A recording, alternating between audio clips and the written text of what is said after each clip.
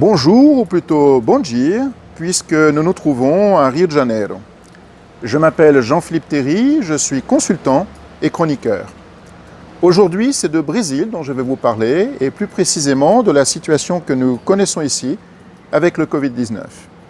Alors le Brésil, vous le savez, c'est un pays immense, c'est le 5e pays par la taille au monde, avec 8 millions de kilomètres carrés, soit 15 à 16 fois la France métropolitaine. C'est aussi la 5e population au monde, avec 210 millions d'habitants, concentrée essentiellement sur 2 régions, la région sud-est autour de São Paulo et la région nord-est. Cette population est très urbaine, à 90%, ce qui explique qu'on trouve ici 17 villes avec plus d'1 million d'habitants et de très grandes agglomérations, parfois de véritables mégapoles, comme celle de São Paulo à 21 millions d'habitants et ici même à Rio de Janeiro. C'est donc dans ce contexte que nous vivons ici l'épidémie du Covid-19. Alors la situation, quelle est-elle ? Eh bien ce jour, les statistiques officielles font état de plus de 96 000 cas confirmés d'infection au virus et de 6 750 décès. Mais ces chiffres sont à prendre avec précaution. D'abord, et s'agissant des cas confirmés, on le sait bien, dans le monde entier, ils sont très inférieurs aux cas réels, puisque dépendants du nombre de dépistages qui reste faible. La semaine dernière, au Brésil, un groupe de chercheurs estimait qu'il y avait 1,3 million de personnes contaminées par le virus, soit plus que les États-Unis. Mais plus préoccupant encore, le nombre de décès est également contesté, et ce pour plusieurs raisons. La première, c'est que manifestement, toutes les morts dues au Covid-19 ne sont pas comptabilisées. Le nombre de décès pour cause naturelle a ainsi très fortement augmenté, ainsi que ceux dus au syndrome respiratoire aigu sévère, qui ont augmenté de 1200% par rapport à l'année dernière. La deuxième explication, c'est que les capacités des services de réanimation hospitaliers sont en train d'être saturées, particulièrement de le réseau public, qui représente 45% des capacités du pays. À São Paulo, le taux d'occupation est ainsi de 90%. Il est encore plus élevé à Fortaleza, à 98%. Et à Manaus, où la situation est particulièrement critique, il est même dépassé. Enfin, et vous l'avez peut-être vu, un certain nombre d'images ont choqué le Brésil.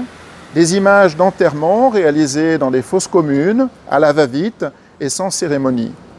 Là encore, c'est Manaus qui est particulièrement concerné, mais également São Paulo, et on commence à évoquer une pénurie de cercueils, d'urnes funéraires et des difficultés à stocker les corps en attente d'être enterrés. Très récemment, 6 États brésiliens ont admis avoir procédé à des enterrements sans certificat d'inhumation, ce qui signifie qu'on a aujourd'hui plusieurs centaines de cas pour lesquels une enquête est ouverte afin de savoir s'ils sont ou non attribuables au Covid-19. Alors dans ce contexte, quelles sont les décisions qui ont été prises ? Eh bien le moins qu'on puisse dire, s'agissant des mesures sanitaires, c'est qu'elles se font en ordre dispersé et essentiellement à l'initiative des États qui n'adoptent pas tous la même politique en la matière.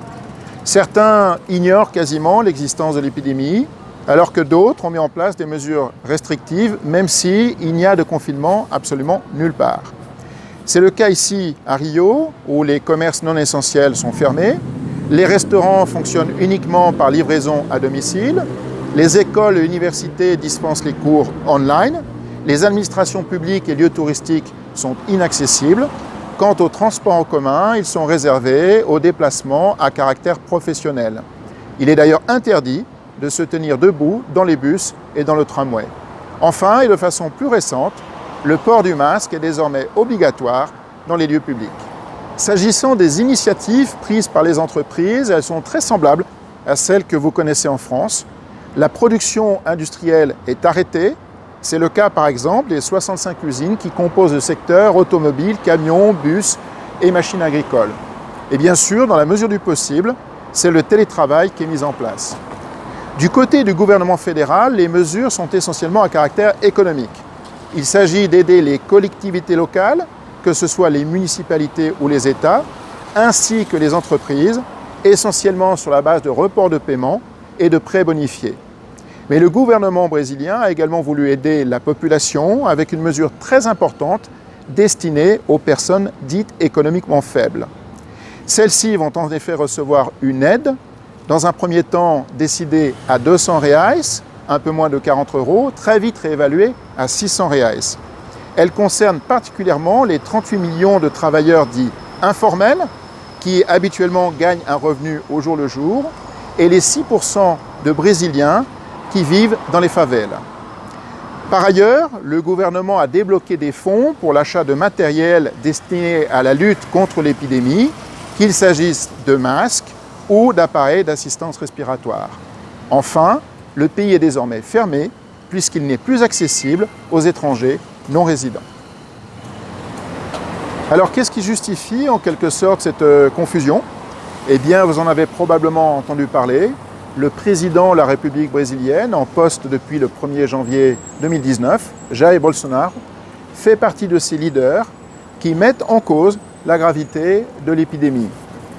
Il a pu se faire remarquer par des déclarations parfois fracassantes.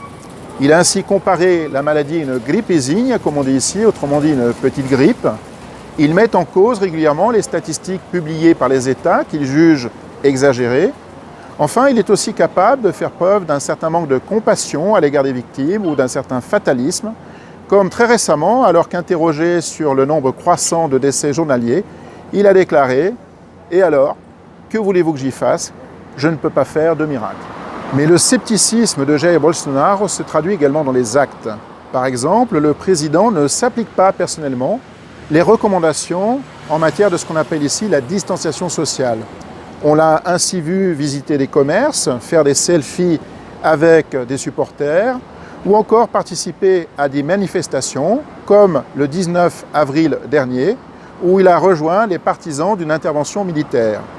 Il est même grimpé à l'arrière d'un pick-up pour leur faire un discours, ce qui lui a d'ailleurs valu d'avoir 2 vidéos supprimées de son compte Twitter, ce qui constitue probablement une première pour un chef d'État. Alors vous l'avez compris, Jair Bolsonaro est en faveur d'une reprise des activités économiques.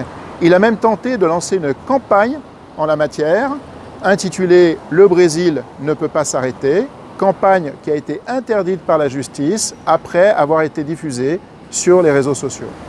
La situation que nous connaissons désormais ici, c'est celle d'une crise politique qui s'ajoute aux crises sanitaires et économiques.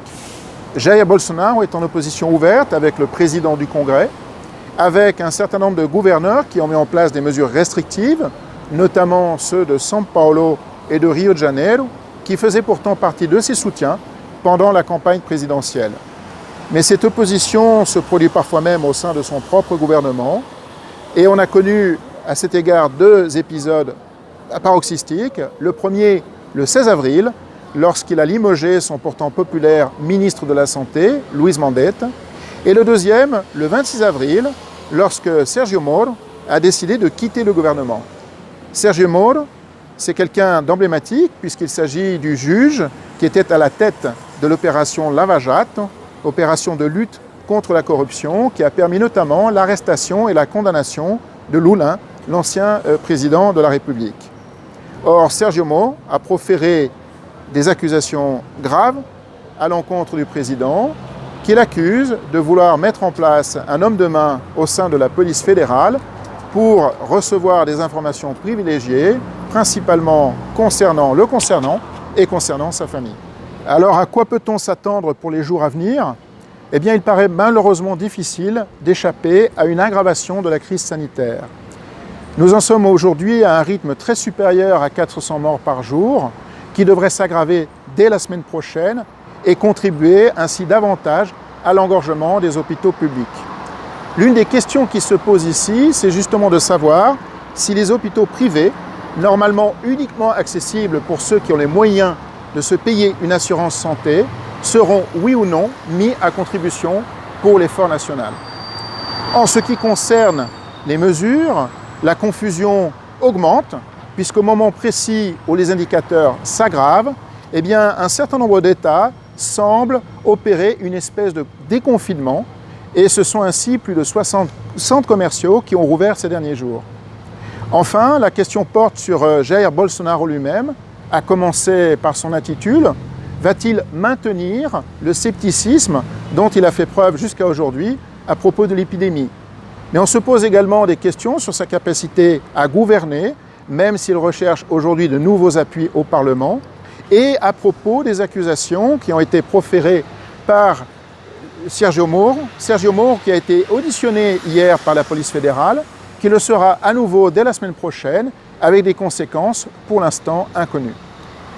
Cette vidéo touche maintenant à sa fin. Je vous remercie de l'avoir suivie. Si celle-ci vous a intéressé, n'hésitez pas à liker ou à la republier. Et je serai bien sûr ravi de répondre à vos questions, de lire vos commentaires et pourquoi pas vos suggestions si vous êtes intéressé à ce que je traite un sujet concernant le Brésil lors d'une prochaine vidéo. À très bientôt.